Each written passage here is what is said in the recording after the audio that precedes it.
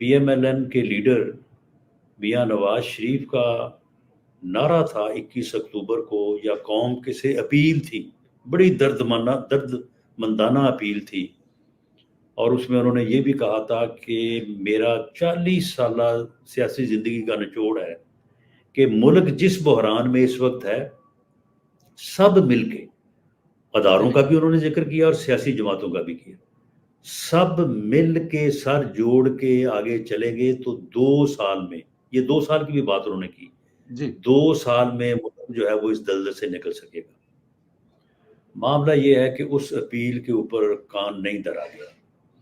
اس appeal کو اللہ بہتر جانتا ہے کہ عوام نے پذیرائی نہیں دی، کیوں نہیں دی، یا میں اس کو اپنے آپ کو بھی قصوروار ٹھہراتا ہوں کہ ہم party P M L N, ہم اس پیغام کو، اپنے لیڈر کے پیغام کو لوگوں تک نہیں لے جا سکے یا لوگوں کو نہیں سمجھا سکے۔ تو اس وجہ سے یہ صورتحال ایسی پیدا ہو چکی ہے کہ اب اس وقت جو سیاسی بحران 8 فروری کو ہم سمجھتے تھے ختم ہو جائے گا، وہ بھی اپنی بدترین شکل میں موجود ہے، اور معاشی بحران وہ بھی پاکستان کی جتنی زندگی ہے، ماشاءاللہ 75 سال ہو گئے ہیں، وہ بھی اپنی بدترین شکل میں موجود ہے، اور ان دونوں بحرانوں کے ہوتے ہوئے پاکستان جو ہے وہ آگے نہیں بڑھ سکتا۔ یہ میرا ایک پولیٹیکل ورکر کے طور پہ انالیسس ہے۔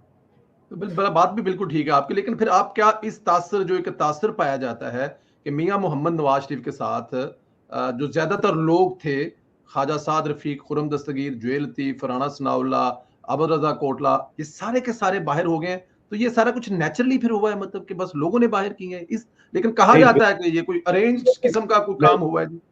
نہیں، یہ بالکل غلط پراپیگنڈا ہے، کوئی ٹارگٹ نہیں کیا کسی نے۔ یعنی دیکھیں نا، ٹارگٹ اگر کرنا تھا تو وہ اسٹیبلشمنٹ نہیں کرنا تھا نا۔ بالکل میں آپ کو صحیح کہتا ہوں، کسی نے نہیں ٹارگٹ کیا، یہ بالکل بائی ووٹ الیکشن کا رزلٹ ہے، بالکل جو ہے وہ صحیح جو ہے وہ اپنا رزلٹ ہے۔ یہ کوئی ایسی بات نہیں ہے کہ میاں نواز شریف کے قریب تھے، دور تھے، جو لوگ کامیاب ہوئے ہیں وہ قریب نہیں تھے۔ میاں شہباز شریف سے بڑھ کے اور کون قریب ہے جی؟ یا مریم نواز صاحبہ سے بڑھ کے اور کون قریب ہے؟ میں ان سے زیادہ قریب ہوں۔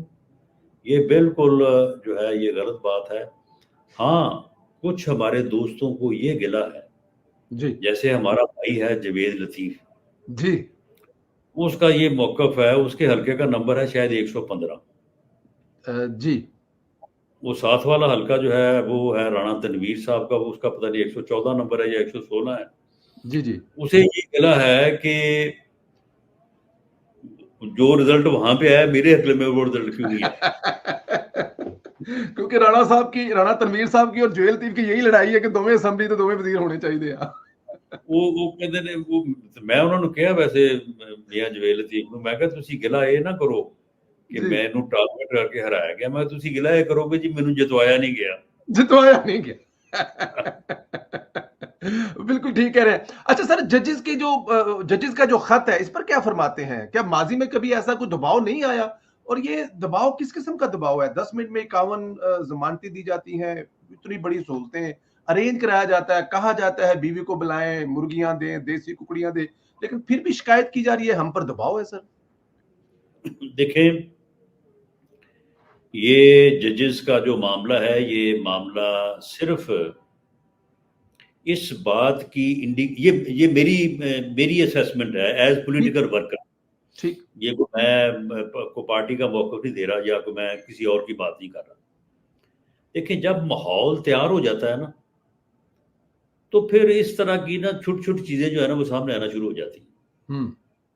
اب اس وقت جو ہے نا ماحول جو ہے نا وہ اینٹی اسٹیبلشمنٹ جو ہے نا وہ بن چکا ہے، یہ میری اسیسمنٹ ہے۔ تو اب جو ہے نا اس قسم کی جو چیزیں جو کہ بے معنی تھیں آج سے 1 سال 2 سال 4 سال 5 سال پہلے، وہ اب ساری چیزیں جو ہے نا وہ معنی خیز ہوتی جا رہی ہیں۔ معاملہ یہ ہے کہ ان ججز نے جو بات کی ہے وہ تو بات ہی بڑی مبہم ہے۔ انہوں نے اشارے و کنایوں میں بات کی ہے کہ جی ایسے ہوا ایسے ہوا ایسے ہوا۔ وہ اس سے 5 سال پہلے 6 سال پہلے ایک جج، وہ بھی جج تھا ہائی کورٹ کا، سینئر جج تھا، سینئر پیونی جج تھا, اس نے نیکسٹ چیف جسٹس بننا تھا جی مسٹر جسٹس شوکت عزیز صدیقی صدیقی صاحب. صاحب.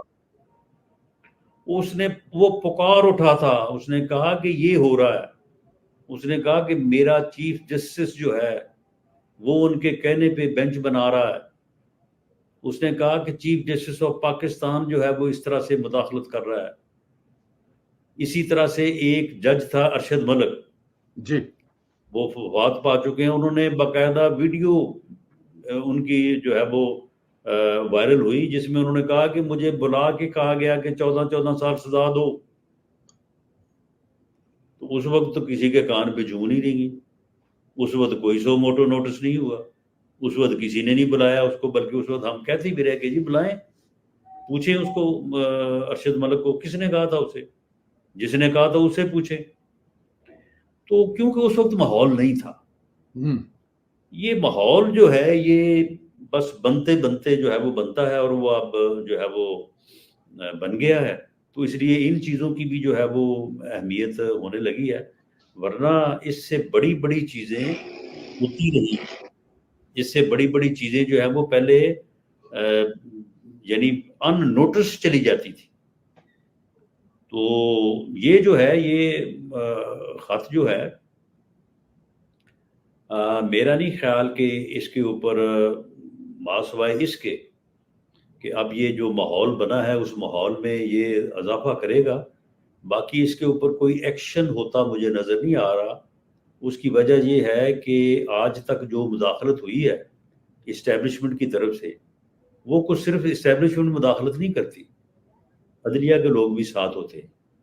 شوکت صدیقی کے زمانے میں جو مداخلت تھی اس میں چیف جسٹس اسلام آباد ہائی کورٹ شامل تھا, اس میں چیف جسٹس پاکستان ثاقب نثار صاحب شامل تھے, اس میں جسٹس اعجاز الحسن صاحب شامل تھے. تو آج ان کو بلائیں گے, یہ بلائیں, اگر بلانا ہے تو بلا لیں. 17-18 کا جو ایپیسوڈ ہے اس میں بھی بلائیں, اسٹیبلشمنٹ کو بھی بلائیں, عدلیہ کے لوگ جو ملوث ہوں وہ بھی بلائیں. اس وقت جو سیاستدان ملوث تھا, جس کو فائدہ پہنچانے کے لیے, جس کو کامیاب کرنے کے لیے سب کچھ ہو رہا تھا, اسے بھی بلائیں, لیں سب کے خلاف ایکشن. اور اب 23-24 میں بھی بلا لیں سب کو, ہمیں بھی بلا لیں, اور ٹھیک ہے جو پھر ہمیں سزا دینی بنتی وہ بھی دے دیں, اور ملک کو جو ہے وہ پھر آگے بڑھنے دیں. لیکن ایسا ہوگا نہیں. لیکن پی ایم ایل این کیوں نہیں جاتی؟ پی ایم ایل جائے نا